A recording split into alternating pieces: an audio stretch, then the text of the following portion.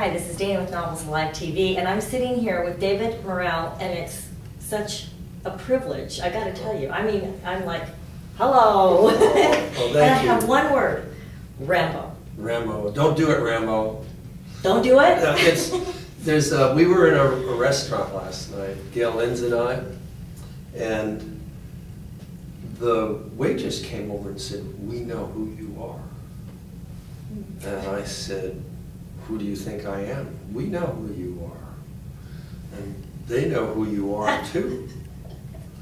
"Well, who do you think I am?" "No, really, we know who you are." So tell me. And yeah, but she wouldn't tell me. I said, "I'm not an actor. Okay, I'm not in show business, although some might disagree." Yeah, behind the scenes. And then they came over and said, "Don't do it, Rambo." And they started quoting all these lines from First Blood. Because they had, in fact, someone on the wait staff who was back from Iraq and was a huge Rambo fan and had seen the documentary Drawing First Blood that's on many of the Rambo DVDs.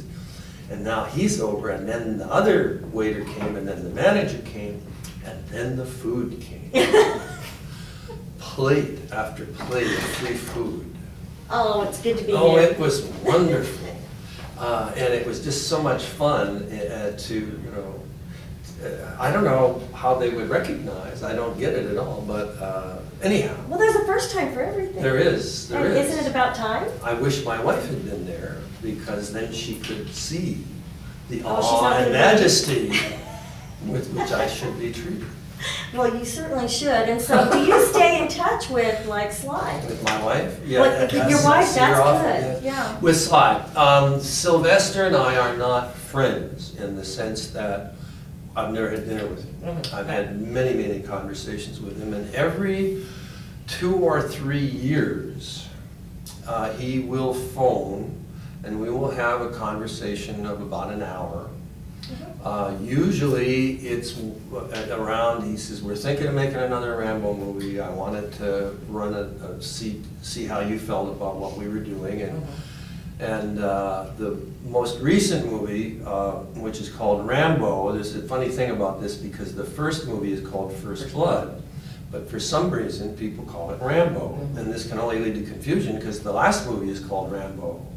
You know, I mean, so anyway, the first movie is called First Blood, and what he said to me was that he felt that the first movie was the best of them, and that the character had a degree of depth to him and realism in him that was not present in the second and third movie, which he also described as, in an uncomfortable fashion, as glorifying violence.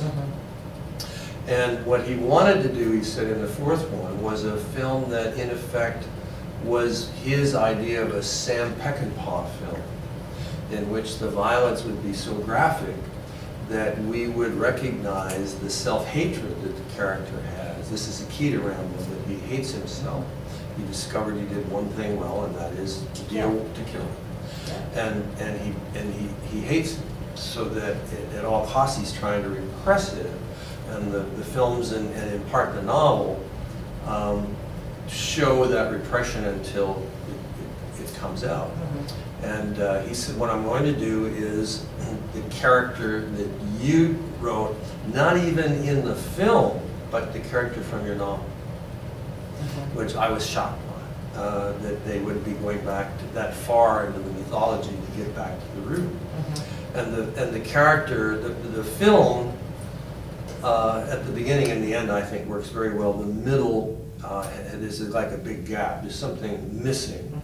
And I'll tell you what it is. But the character is the character that I imagined. It's very interesting how he's washing himself all the time. He's standing in rain. He's standing in water. He can't get clean. You know, there's that sense of, and at the beginning, where he's a snake hunter for the snake farm, and he hunts cobras, and the cobras don't care. They're not bothered by him, and he's not bothered by them. It takes one to know one, you know. And he's just casually picking up these poisonous snakes. And I thought, for trying to get a metaphor for what Sly thought of the interpretation of my book. I thought that was pretty interesting. Oh, yeah. Now what's missing? All right, the film, Sly told me that when they were done filming and they were editing, that the distributor decided that the target audience was 17-year-old boys. This happens all the time. And that the movie had to be gutted in order to have it just have action.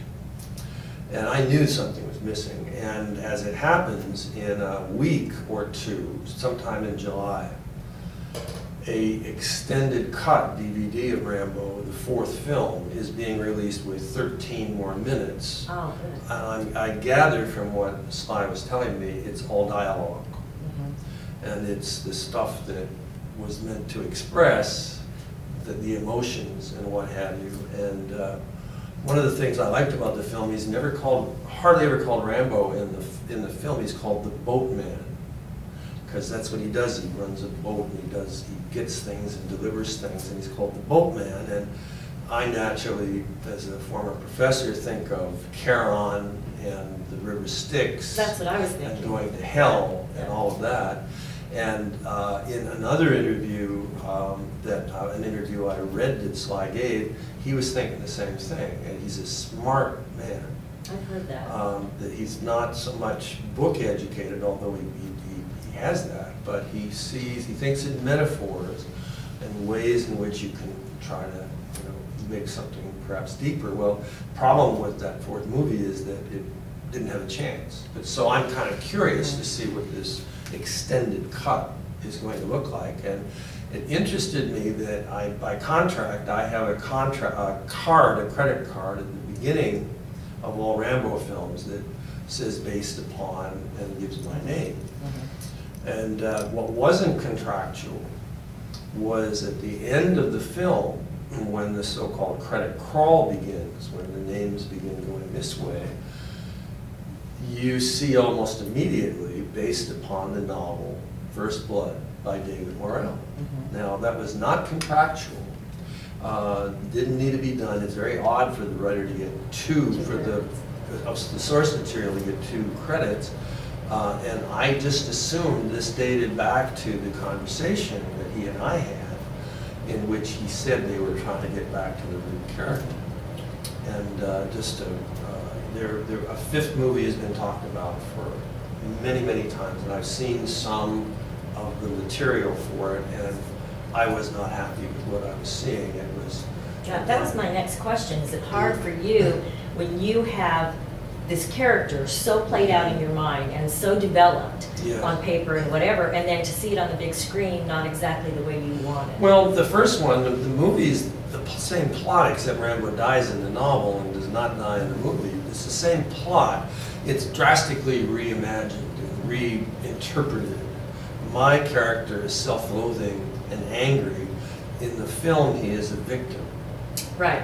Yeah. And he's picked upon, and oh, woe is me. And then, now I sort of mock that, but I don't mean to, because it works. It's a consistent, effective characterization. It's not the book. Right. The joke I have is the movie is war as heck, and the novel is war as hell. And so it's a dumbed-down version, kind of. I wouldn't say dumbed down. Watered down. Yeah, as any movie must be. And the biggest loss is the character of the police officer, who in the novel is fully fleshed out. A war hero from the Korean War, from a different war, traditional war, a kind of Eisenhower Republican, a man whose personal life is in tatters, and who is, as a consequence, trying to pay attention to business because his life over here is a mess. Yeah. And so he thinks at the very beginning, he said, I can let this kid go. What do I care about this kid? He says, yeah, but that's how the mistakes get made. That's how you let it slide when you got personal problems. You let stuff just go. So I'm not going to let this go. And if he'd only chose a different path, there wouldn't be any story. Yeah. And he's trying to be a professional because his life is a mess. And that's all developed. And he's in the novel. Rambo has killed the posse. In the movie, he maims them and what have you. He never kills anybody. But he does Vietnam on them. And then the police officer has dragged himself through brambles and everything to get away. He's like been flayed alive almost by himself to get away, and he's lying bleeding at the side of a road, and he's delirious, and he's thinking, I get it. The kid's a better fighter than I am. I get that. Different war, different training, I get that. But I'm a better organizer. So he still had to have the one up on it. And that's when he brings in Colonel Troutman, the guy who trained Rambo. Bring in the expert, you know, and this character is a fascinating, you know, man whose life is falling apart. He's put everything on the line for what he thinks is a just cause. And of course, it doesn't feel that way to us, but we understand what he's doing.